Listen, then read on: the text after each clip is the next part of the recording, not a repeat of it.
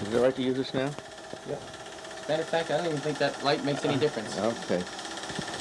Now this film shows the opening of the Manasquan Inlet. The work was started in the summer of 1931. This film, as you can see, is somewhat faded. It's over 50 years old. It's home movies. Now, the first thing they did was to run these jetties out into the ocean, and then they brought rocks down from the New York subway and ran them out in trucks out on these jetties. There's one on the north side. This is the north side, then later on you'll see one on the south side. And they put the rocks in, or I guess this is on the south side because they're putting the rocks on the other side of the... That could be a little more definite, right? Maybe I should try to speed that up a little bit. Yes, now you see this is the other side. The Manasquan side. Well, yeah, this is the Manasquan, the other is the Point Pleasant side. These rocks are going out now on the other side. This is the Point Pleasant side. Yes. These trucks you see are not too modern. They did the job. They had to build a very secure pier to sustain all this weight. Did those trucks each make that whole trip down from New York with 2 rocks in the back? No, they brought the rocks down in cars, freight cars, on the Seagirt siding. Now he's looking up the river. He's looking up the Manasquan River. Now this is out in the ocean.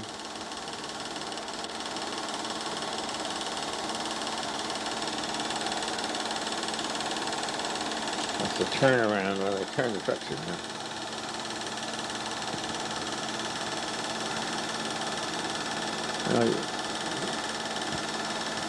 See, this is where the inlet is right now. You can see how much sand you got, about 1/8 of a mile, full sand from the river out to the ocean. So that's the inlet pavilion.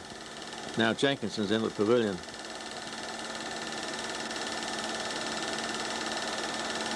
That's taking the sand out of the inlet? Yes, that's where the inlet will be, yes. They put the rocks out on each side, and of course then they had to dredge in between. And they used the scoop dredge here, just pile the sand on each side. Later on you're going to see the suction dredge. That boardwalk in the background, what would that be? No, that's one of the piers that they're driving out on. Okay. Actually, there's no boardwalk shown here. Solid sand.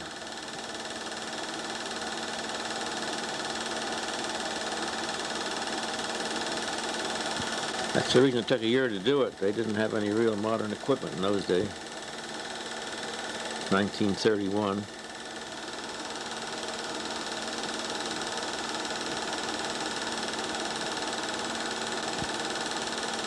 Did you take these pictures? Yes, I took all these pictures.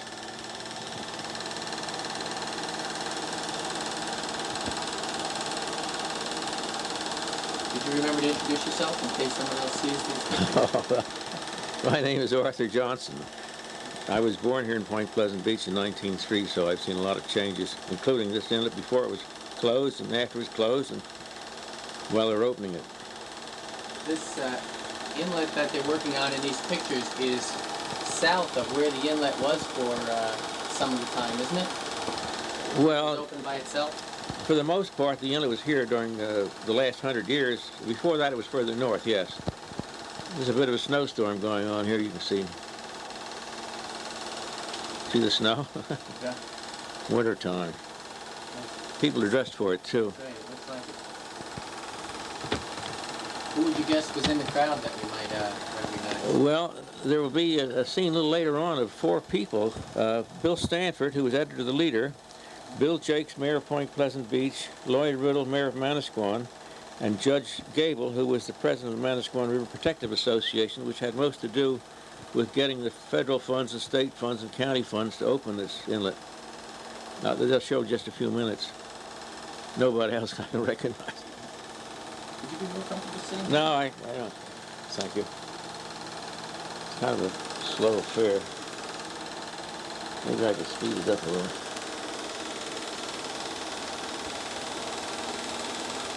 When they opened it, did it stay open? Yes, once they got it open, it stayed open. They do now scour it out, you know, every year or so.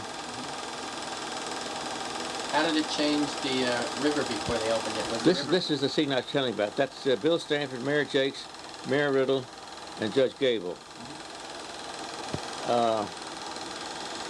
What happened? The inlet had always been opening and closing, so that there wasn't much of an inlet the last few years. But then they put the canal through from the head of Barnegat Bay, and from then on, any surplus water, high water in the river, went down the bay instead of going out to break through the ocean. So it built up, as I said, about 1/8 of a mile of solid sand until they did this work.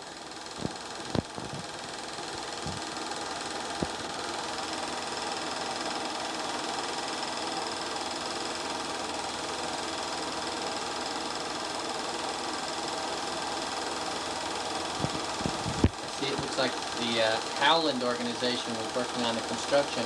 Yes, I think it was Jesse Howland did most of the work. He had the contract. Is he local? Seabright, he's from Seabright. And the Lashards are best known for the canal, aren't they? Yes, yes, they didn't have anything to do with this, but they've enlarged much after they did the work in the canal. Now you see they're getting pretty well through there. Still a lot of sand to move, though. It looks like. Were they hoping that the tidal action would move that sand out, or did they eventually move all the sand out? No, they moved it all. Now this wooden jetty, this is the old jetty. There was a jetty put in 1882, wooden jetty, and part of it's still there at the end of the present jetty on the Manasquan side. Now this is the Point Pleasant, the second pavilion as it was 52 years ago. You see, there's no buildings in the inlet at all. No Coast Guard station. No, the Coast Guard, no. It's working all right. Just skipped. The Coast Guard station was moved over about 1936. Up to this time it was in Manasquan, but they kept their boats on the Point Pleasant side of the inlet, and eventually they built on the Point Pleasant side. Sort of a storm brewing out there now, northeaster. Looks like the remains of a crane out there. Yeah.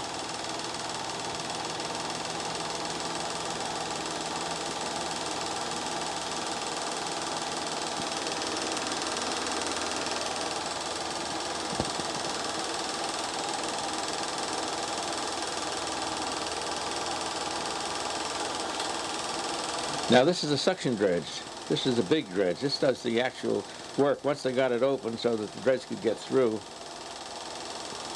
That's the Manasquan side, and the First Avenue, Second Avenue. And you can see the old wooden jetty there, one I spoke about. That, a lot of sand outward. Yeah, yeah. Doesn't look like water touched that jetty in a couple of years. Is that jetty still there? There's just a little part of it on the Manasquan side, inside of the present rock jetty. I think I recall seeing it. Yeah.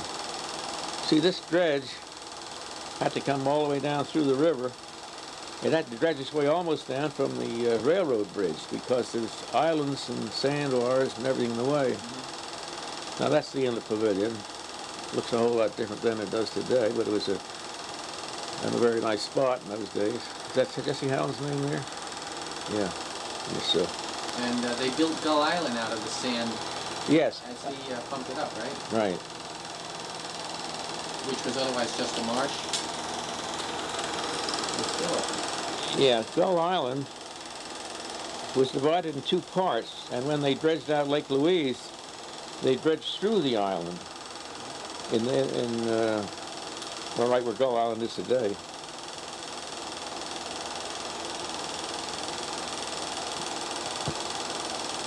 It was a big project to do that. Get the rocks all out, and then dredge in between.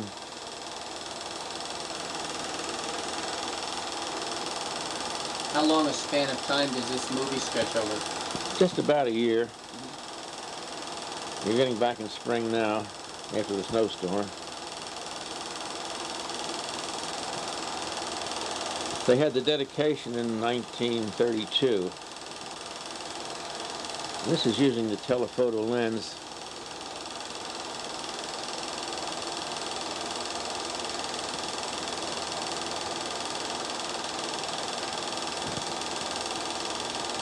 A lot of people washers.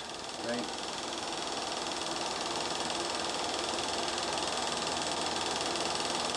Just like today. Yeah. That hasn't changed. See, this dredge is almost backed up to the sand. Huh? Well, it's working its way right on out.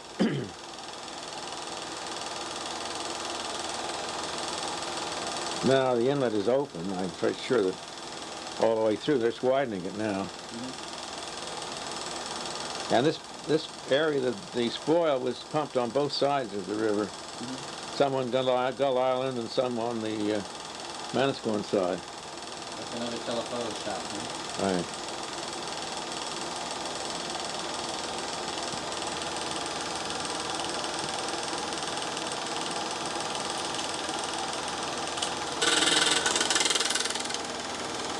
Well, went across those splices all right. Doing all right so far. For a 50-year-old movie. I've seen some movies in the Arnold Theater that were only a couple months old that didn't make it. Another northeaster.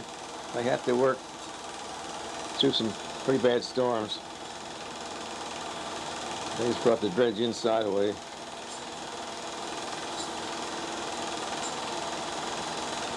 People got wet.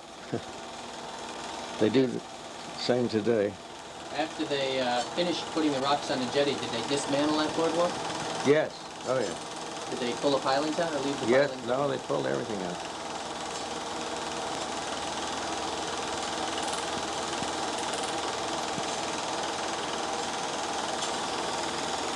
Now we're getting down near the end now.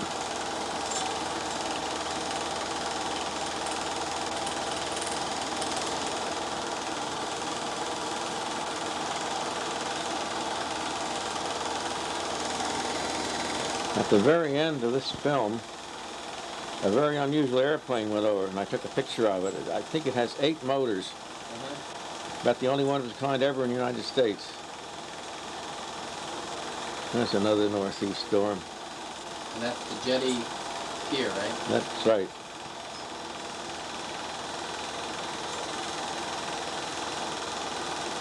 It's like a pretty flimsy item. Well, those trucks, of course, are not as large as they have them today, but they would maybe have 2 or 3 or maybe 4 large pieces of rock on each one. Instead of building it to a government spec like they would today, it looks like they built the pier just well enough to get the job done. That's right. There he goes. Oh, right. Look at that. Look at count the motors. Amphibious type of plane. Yes, it is. Very unusual. That's the end. Thank you.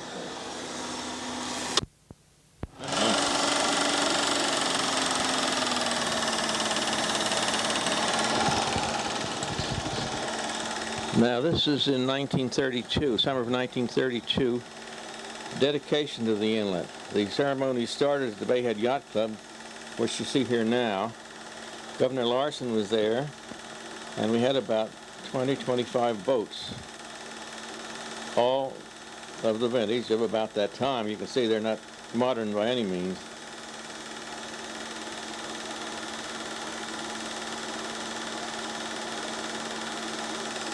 A little faster.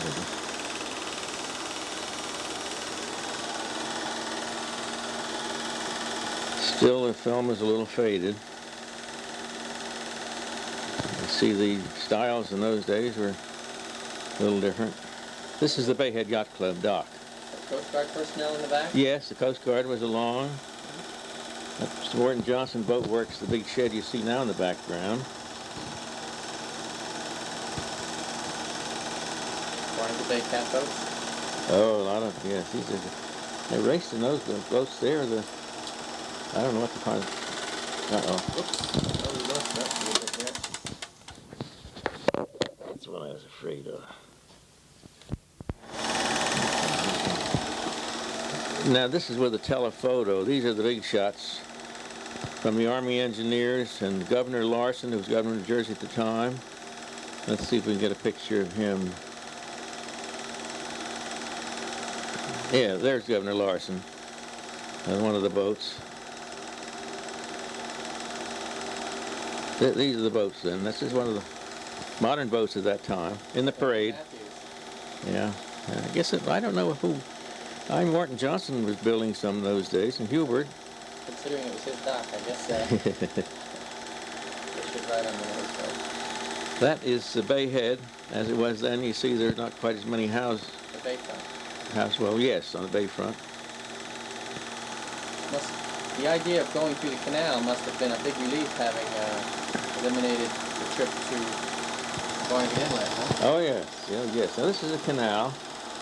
You see this, there's not bulkhead on either side.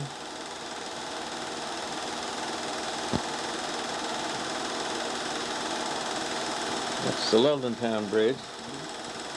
Did the bridge have a tower at one end at one time? Yes, that's where the bridge tender stayed. Stayed there, and he usually had a fishing line over. Gets a striped bass once in a while. See the banks? With a billboard, promoting property, no doubt. Well, yes, near that bridge there was the state had a boatyard. I guess that was later though, not at this time. Anybody's been through the canal knows this turn, like S-turn. And the Point Pleasant Marine Basin is right about this area on the left-hand side. They dug it out later on, huh? They dug this out later. This is telephoto lens taken of the boats ahead of us, and you can see the banks a little better. Now we're coming up the 88 Bridge. Is that the same bridge we see today? Yes, same bridge. They don't have the problem then because they hadn't dumped all the rocks in it to try to preserve to save the bases. It looks like the land is higher in those days. I don't think so, actually. Maybe the lack of a bulkhead makes it look like. Yeah, that's probably. Yeah.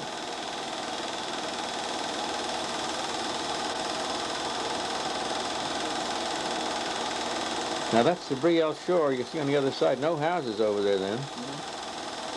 Which, if anybody going through the canal would be surprised to see. The island is at the body at the left, or not quite yet, but here. There it is. I think we can just see it there. Right. That's the Coast Guard.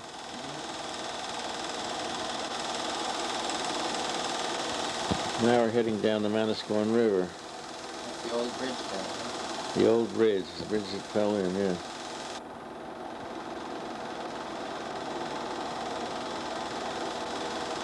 See, the drawbridge was way down, not too high above the water line in those days. That's the Manasquan River Yacht Club. Up.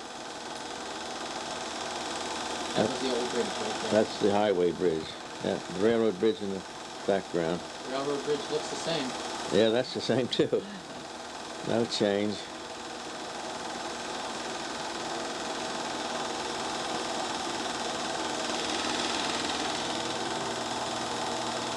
This is Feuerbach and Hanson's dock.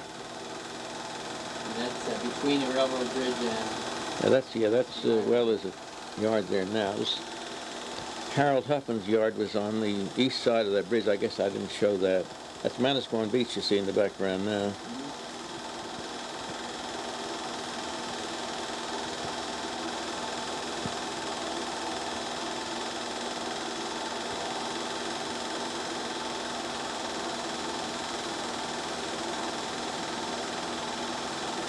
This was really quite an occasion. All these boats together, they must have come all the way from Tom's River and Seaside Park to get in the parade.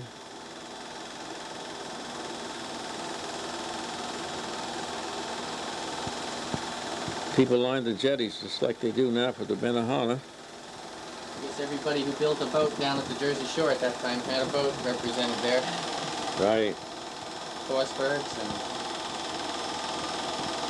Well, I don't know Johnson's. whether Forsberg was in the picture. Now, both Morton and Hubert Johnson were building boats.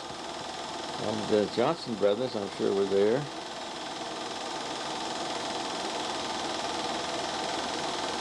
I guess maybe before Johnson brothers' time, because they had to start on the canal. That's right, yeah. Johnson, before the canal, the Johnson Boat Works was stranded all the way up at one end of the bay, with no good access to the ocean. Right, that's right. That's the ocean view of There, the... coming back from the ocean. Don't see any markers on the end of the jetties like you do today. No dolos either. Modern science. Yeah.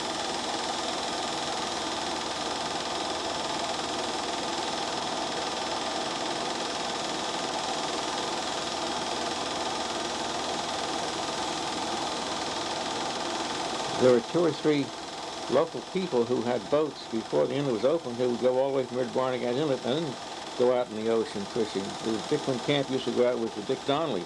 Dick Donnelly had a skiff, Brielle. And he used to make that trip all the way down the bay. All the way down the bay, go out the inlet, go out deep sea fishing. That must have been a 2 or 3 hour trip then. It was, yes. Both ways. How long had Cranberry Inlet been closed? Cranberry Inlet was closed in 1812. Oh, a long time. Oh, yeah.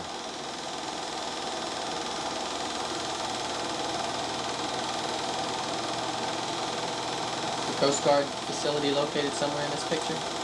No, no, they were on the Manasquan beach side where there's an electronic I see. establishment there now at the foot of, well, Jackson Avenue, I guess it is. It's Quite a ways up from the inlet. north here, quite a ways north of the inlet.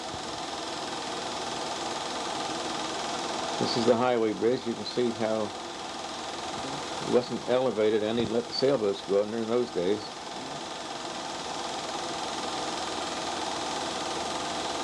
And that's the Brielle shore on the right. You see there's not much to see. That's the Boathouse. boathouse, yeah, that's...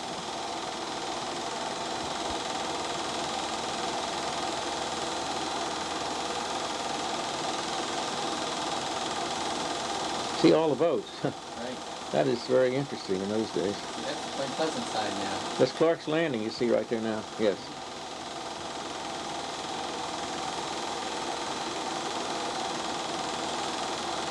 A lot of these boats just anchored along the way inside. That's what you see here now. That's Clark's Landing there, I guess? Yes, that was Clark's Landing. Big pavilion? Yes, that's what it was. Sunday school picnics. See, and Pine Bluff Inn should be in this picture somewhere, right? Well, yes, I'm not sure that's in the picture, but it's... no, I'm not... Yes, I think the building was still there.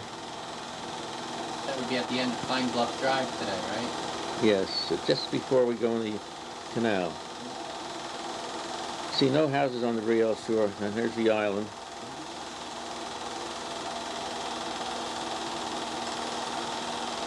A couple of houses on the Point Pleasant beach side. Yes. On the river. Yes. We might see the Pine Bluff Inn.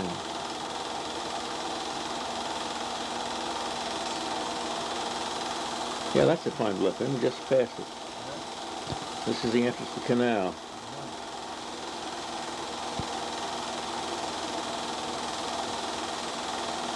It's the flotilla following us. That must be the telephoto lines, too. Yeah. A lot of boats. The river must have been fairly deep. Well, yes, they, People were spread out all over. yes.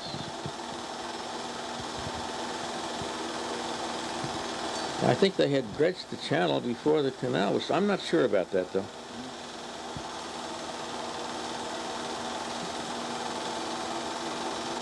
That looks like a big marshy area. That has to be in Barnegat Bay, around where Perch Hole Point and those places are today. Now they're all built up. Now I'll get there, yeah. Boats were all decked out. Big occasion. Full regalia.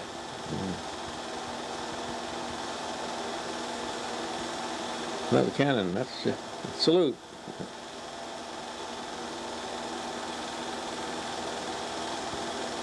Now they're getting back into the yacht club and the drinking will start. That's it. Another tradition. Something didn't make it.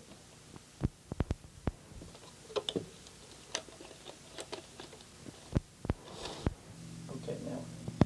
This picture is of the Union House in Brielle at the foot of Union Lane on the Manasquan River. You can see this men sailing out there. The Manasquan Highway Bridge would be to your left, to the left of the picture, but had not been put in at this time. Robert Louis Stevenson stayed here in 1888, and he and Will Lowe, an artist friend, would sail up to the island and sit there and talk, and they decided to call the island Treasure Island.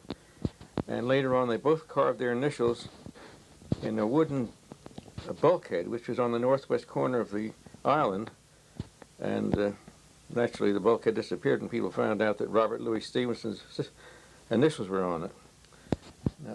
Now we are focusing in on the house itself. This house burned down in 1912, I believe. Not sure about that. So maybe that's enough of that picture, okay?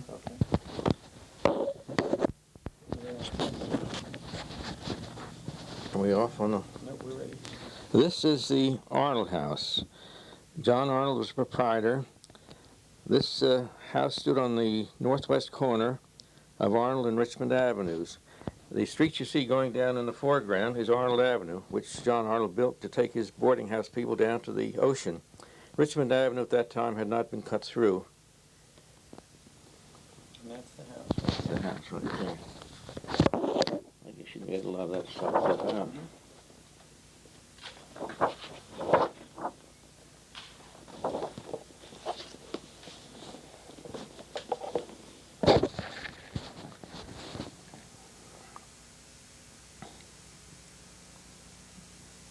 Yeah, you couldn't have it straight. Okay. This is the Curtis house. The Curtis house was situated back from Arnold Avenue in a grove of beautiful oak trees, about where, between Orchard and Walnut Streets and between Woodland Avenue and Lincoln Avenue. And you can see the Manasquan River in the background. And none of the streets had been cut through at that time. This picture was taken about 1878. You can see the farmhouses on the right-hand side, and the little bungalow on the left-hand side is called Vagabond's Rest, and that house is still there on Lincoln Avenue. Oh, yes, I know right where it is. You can get a good perspective of where the mansion was located then. Yeah. By that little bungalow. Yeah. Yes.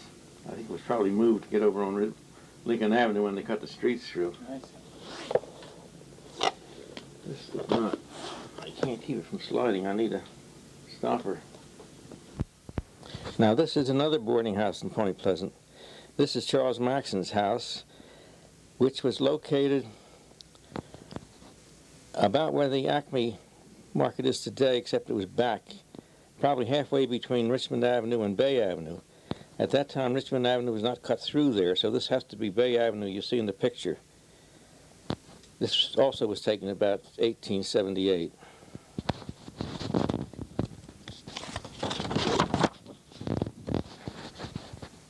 Okay. Now this Ocean House has had many names. It was founded probably in the 1850s. It's called the Resort House. Here it's called Ocean House. Today it's called the Beacon by the Sea. The road you see going down at the inlet would be Sea Avenue. Ocean Avenue at that time was not cut through.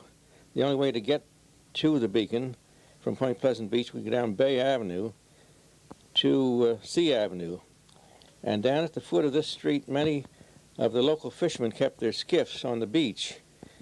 At one time, that part of Sea Avenue above Bay Avenue was called Codfish Row. This is the end of that street. That's about all. Point Pleasant. I'm sorry. These next few pictures were taken by C.C. Cook on a glass plate camera between 1895 and 1900. This shows the Cook homestead. Now you see Mrs. Cook Jr. sitting with her Quaker bonnet, and they took in boarders just as the other pictures I've shown you.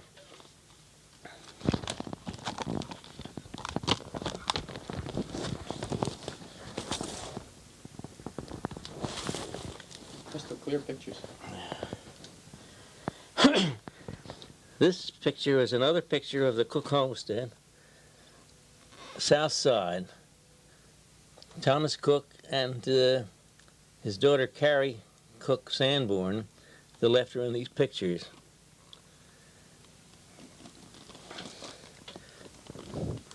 This is another picture of the south side of the Cook homestead with borders.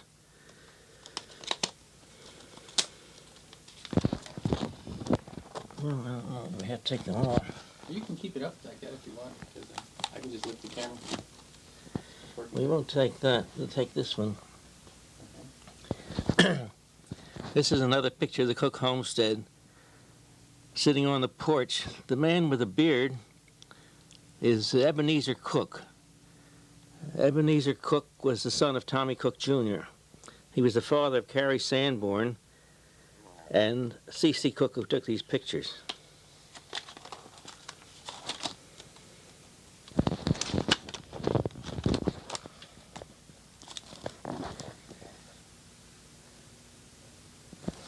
Which one are you getting here? Maybe the top one. Top one? Now this is the Cook homestead, the north side. These pictures don't show the homestead advantage because Tommy Cook Jr. died in about the 1870s, and the house was not kept up. They still took in boarders. It was rented to the Reed family, and they ran it for about 20 years, farmed it, and also took in boarders. The bottom picture is Sunday morning on the lawn, the Cook homestead, 1893.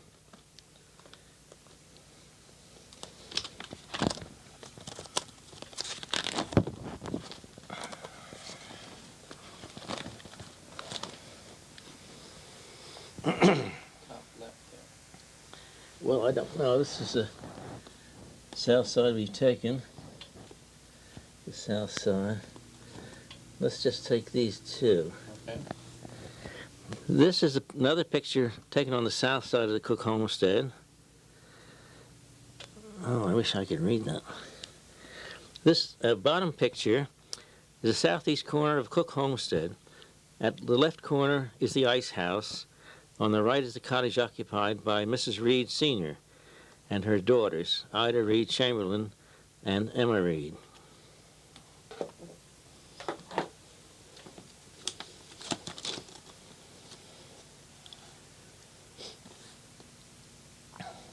Oh, I remember that road.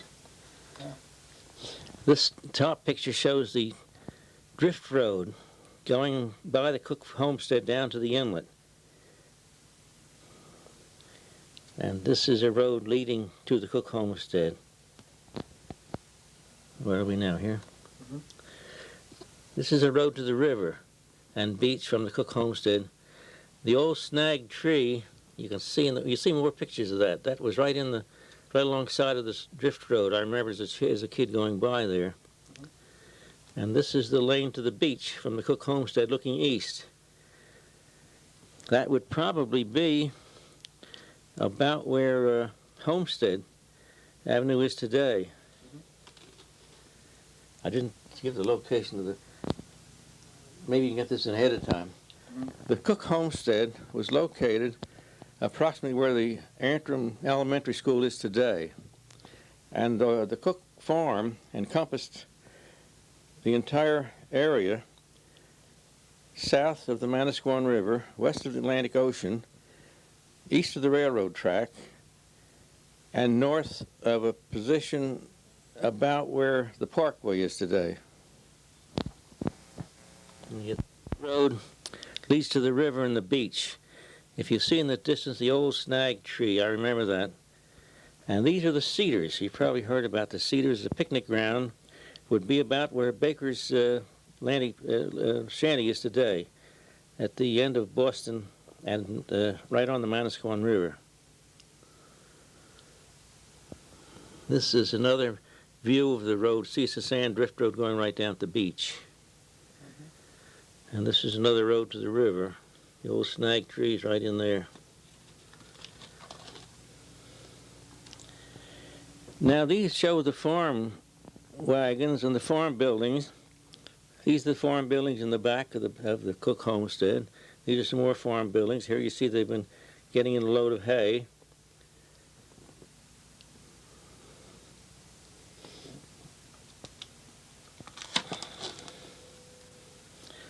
These are some of the borders. Here you see a beach scene, and here they're picnicking in back of the house. And this is hayfield on the Cook farm, which would be, well, about where I suppose where Yale and Chicago cross today, about that area. These are interiors. I don't know. Let me show you. Here, this is interesting. This is the old snag tree. You can see the road, drift road goes right by it. The snag tree was there for, I guess, 100 years. It's always known as a snag tree. Well, let's see, I want to get this picture of Ebenezer Cook. He's the founder of the Cook property. No, he was the son. I should have said in the first place. The farm was started by Thomas Cook Sr., who came here before the Revolutionary War. He was a Quaker, and during the Revolutionary War, during the Battle of Freehold, Monmouth's courthouse at Freehold, he was said to deliver vegetables and various things to both sides because he was a Quaker and would not fight, not take sides. And this picture shows his grandson, Ebenezer Cook, and Ebenezer's daughter, Carrie Sanborn. It was Carrie Cook. She married Sanborn, and they built a house on the Manasquan River, which was right between the 35 highway bridge and the railroad bridge. Of course, it's gone, long since gone. There's an Esso station there now.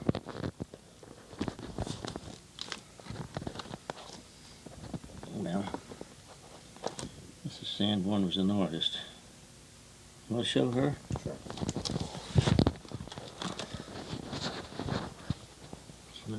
Carrie. These pictures of Carrie Virginia Cook, who married Nestor Sanborn. She was an artist, and a good artist, and she had many artist friends who came down to visit them. At one time, Mrs. Eakins, whose husband was an artist, was visiting there, and Robert Louis Stevenson, then staying in Brielle, walked across the bridge, and Mrs. Eaton was very pleased to have a chance to talk to him. This is the Point Pleasant Beach Railroad Station. Now you can see the old taxis there on the right-hand side, and the trolley track right in the foreground. The trolleys came down to the railroad station, went up to Clark's Landing, and another route took them down Bay Avenue to Atlantic, and down Atlantic to Boston, and Boston right down to Bay Head. Boston Avenue did not go any further than Philadelphia Avenue at that time. They went right across the swamps. Here's another picture of the railroad station, and that's a hack there at the left.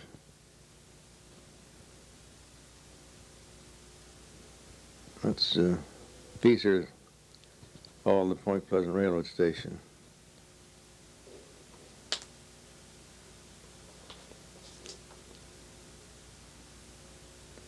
Another view of the Point Pleasant Railroad Station, another view,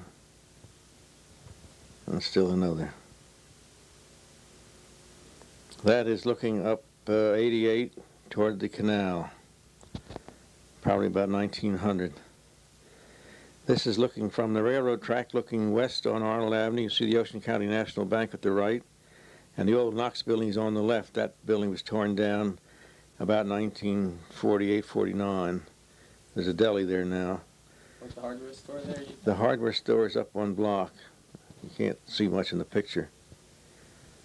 These houses, Russell Row, there are two left houses on Russell Row. The three just exactly alike for a while now. Clayton Surgical is on the corner of Kramer Avenue and Arnold. They tore down one of the, or I guess they added to it, but this house is still there. And that's near Clayton Surgical. Yes, east of Clayton Surgical. There's two houses exactly alike. Oh, right. The telephone building is the next east.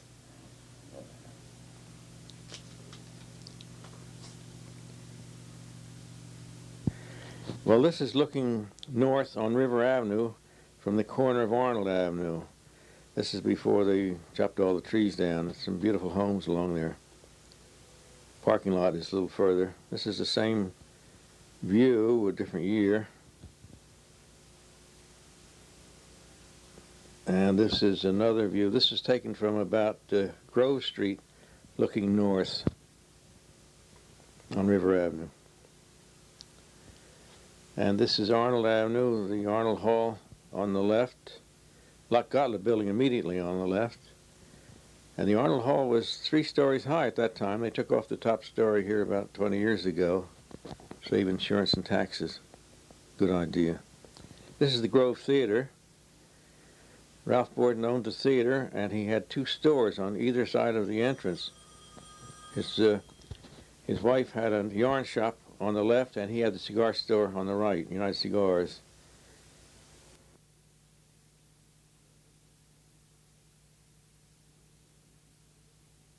Cigars. And this is looking west on Arnold Avenue from Richmond Avenue. At the left, you see the drinking fountain. There was a fountain for horses, and there was a push fountain for people, and down at the base was a fountain for dogs. Right now, this is about where Woolworth store is.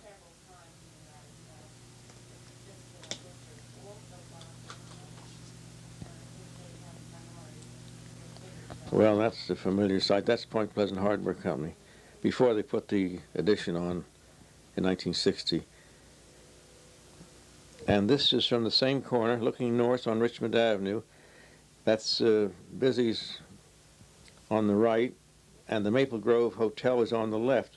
The Maple Grove Hotel was originally part of the Maxon boarding house, and he put an addition on. What you see there is the bar part, the saloon, before Richmond Avenue was paved. This had to be about 1920s.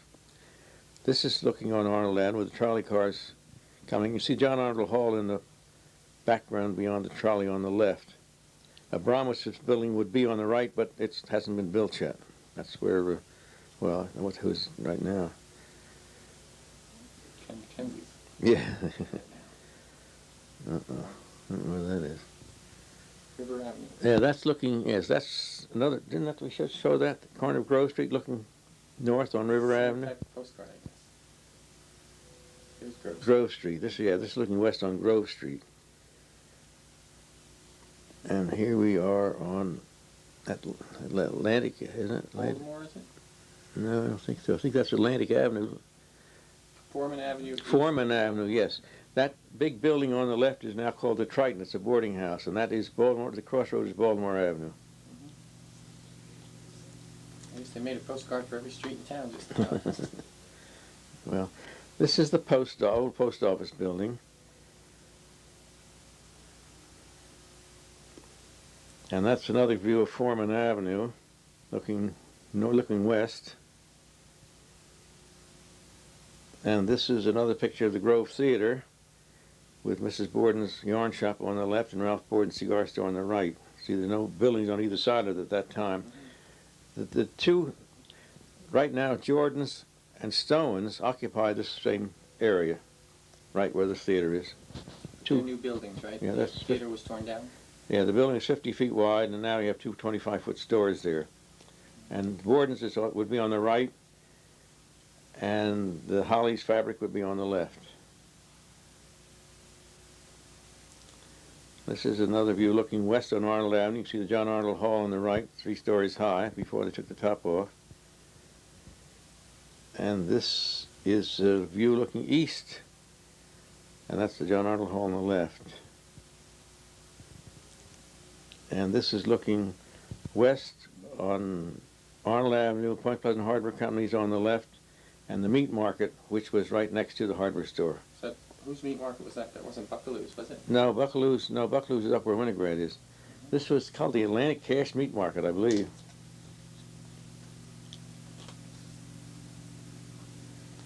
This is another view. The John Arnold Hall, and then Gottlieb Building, and the post office on the left, the bottom window on the left-hand side of the Gottlieb Building, and the next building was Macon's Bakery. The people, the Macon family lived in the building, and their baker shop was right next to it. This is another view of the Gottlieb Building and the Macon Building. This is another view of the Grove Theater. Looks like after the fire. This was after the fire. There was a large building on the southeast corner of Arnold and Bay, and it burned down in 1907.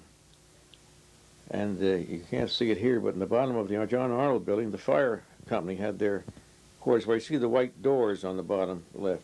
And Johnson's Drugstore was on the right of that. This building was burned down in 1907, and later on, the Wheelers brothers built a cement building, which is now the Gottlieb building. The Gottlieb building was not there then. Now this is in front of the Grove Theater, where they had the Midsummer Frolic about 1928. They had closed off Arnold Avenue, and they had dances and baby parade and a lot of doings. Now this is the Lau building, which would be at the end of River Avenue. You see the trolley tracks going down. You're looking east on Arnold Avenue. River Avenue would come right into Arnold Avenue at this point. The building is still there, but John Lau had a candy store and soda fountain in that building at the time. The building that burned down up there, that was the Eureka building. Eureka building, yeah. How do you know that? It had the name on there. Huh? It had the name on the postcard. Oh. Well, these are the railroad. This would be just before they tore the railroad station down. I thought I better get some pictures of it, so they're not too old. There's a story about the building material at the railroad and a couple of other places the Ocean County Bank are made of. They were blocks. Bill Todd made stones. And the Todd building is where the Provident Bank is today, and the Ocean Fire Company used to be. It's now owned by Borden's. The back of the John Arnold Hotel and the railroad station were all made of Todd stone. And he used different colored sands to get the colors in the stones. And I don't know of any other buildings around here, but it was quite a nice process. He never parted with a secret. He was always afraid if somebody else would steal it, and he finally died with a secret with him. See, I believe there's a bank right at the end of River Avenue now. That's the Provident. Right. That's the Provident Bank, yeah. And the church across the street from the Elks Club. I think that's made of that type. Could be. I'm not sure about it.